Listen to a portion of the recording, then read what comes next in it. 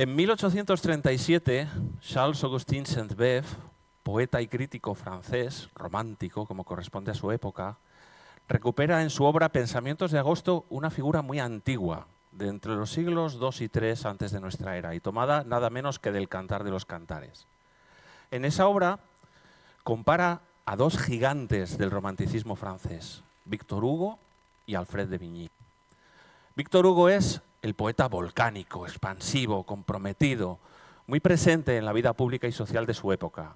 Vigny, en cambio, es introspectivo, sereno, contemplativo y muy reservado. Si Hugo es un volcán que nutre su obra de su experiencia del mundo, Vigny es un monasterio que encuentra la inspiración en el trabajo intelectual que desarrolla en soledad. En pleno romanticismo, ambos representan un ideal. Por una parte, la emoción intensa, la creatividad sin límites, y por otra, la contemplación y la pureza del trabajo intelectual. De hecho, Sainte-Beuve no los enfrenta, pero sí los contrasta. Y para describir a Vigny, utiliza una expresión que ya quedaría para siempre grabada en nuestra imaginación. Dice que vive retirado en su torre de marfil, encontrando la belleza y la inspiración lejos del mundo. En el Cantar de los Cantares, esa torre de marfil es un símbolo luminoso de belleza, una imagen amorosa incluso, pero Sainte-Beuve la transforma en una metáfora del retiro voluntario del intelectual que busca una distancia contemplativa, legítima, que le permita alcanzar profundidad y con ella llegar a la belleza. Pero esta imagen noble no duró mucho. A finales del siglo XIX, Francia entra en una crisis moral y política que cambiará para siempre el sentido de la Torre de Marfil, el caso Dreyfus. El capitán Alfred Dreyfus, judío, es condenado por traición en un juicio irregular, polémico, casi secreto, plagado de antisemitismo. Y entonces sucede algo inaudito. Algunos escritores que vivían entre cafés literarios y tertulias poéticas deciden tomar partido e intervenir en la vida pública. En 1898, Émile Zola publica J'accuse, yo acuso, en la portada del diario La Aurora, inspirado por Georges Clemenceau, que más tarde sería primer ministro. Zola acusa directamente al Estado, al ejército y a algunos generales de condenar a un inocente. Pero ese artículo no es solo una defensa de Dreyfus, es la inauguración de la figura moderna del intelectual comprometido. Y desde ese momento, quedarse en silencio, retirarse, a escribir poesía o a investigar, ya no es visto como un acto noble de contemplación, sino como una renuncia, como indiferencia ante la injusticia. Y la Torre de Marfil deja de ser un refugio hermoso para convertirse en un símbolo de desconexión, de irresponsabilidad social y de elitismo. Mientras tanto, en paralelo, la ciencia y la universidad viven su propia evolución. Los laboratorios se especializan, se profesionalizan, se crean nuevas estructuras académicas, nuevas disciplinas, nuevos métodos, nuevas revistas científicas. Todo ese proceso es clave para entender el progreso del conocimiento en el siglo XX, pero también crea un ecosistema mucho más cerrado, más técnico, más difícil de entender por la sociedad, lleno de artículos indescifrables, congresos, métricas, convocatorias, acreditaciones. Y la literatura, de nuevo la literatura, lo plasma en una nueva vuelta de tuerca a la metáfora de la Torre de Marfil. Tolkien, en El Señor de los Anillos, crea la figura de Saruman, el más grande y sabio de todos los magos, que vive encerrado en su torre blanca, altísima, impenetrable. Allí permanece aislado, seguro de sí mismo y convencido de que el conocimiento le va a permitir dominarlo todo.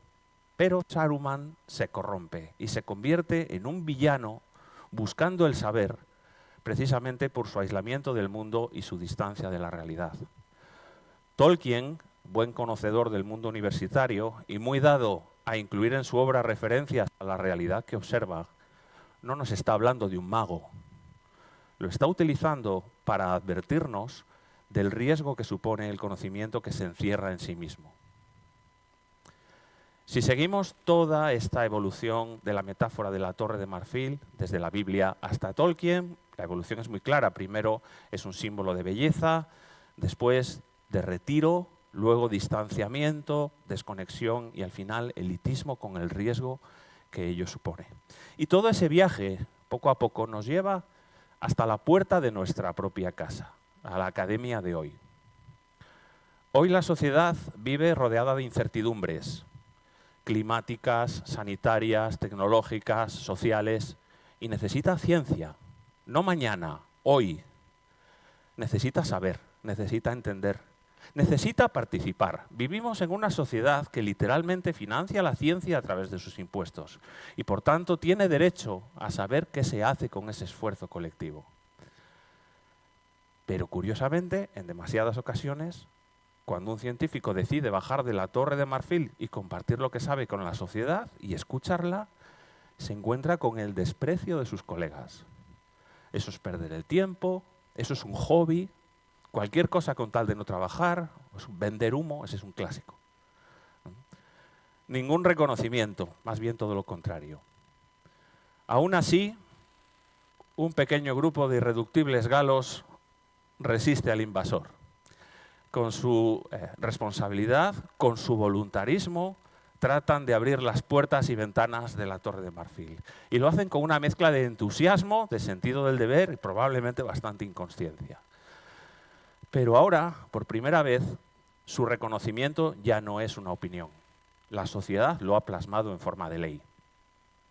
La Ley de la Ciencia, de 2022, recoge explícitamente la importancia de llevar el conocimiento científico a la sociedad, de la divulgación como una parte fundamental de la actividad investigadora. La Ley del Sistema Universitario, la LOSU de 2023, incluye la divulgación como una función esencial de la universidad, junto con la docencia y la investigación, al mismo nivel. La divulgación no es un hobby, no es una cosa que hacemos cuando tenemos un hueco. Es una obligación y una responsabilidad.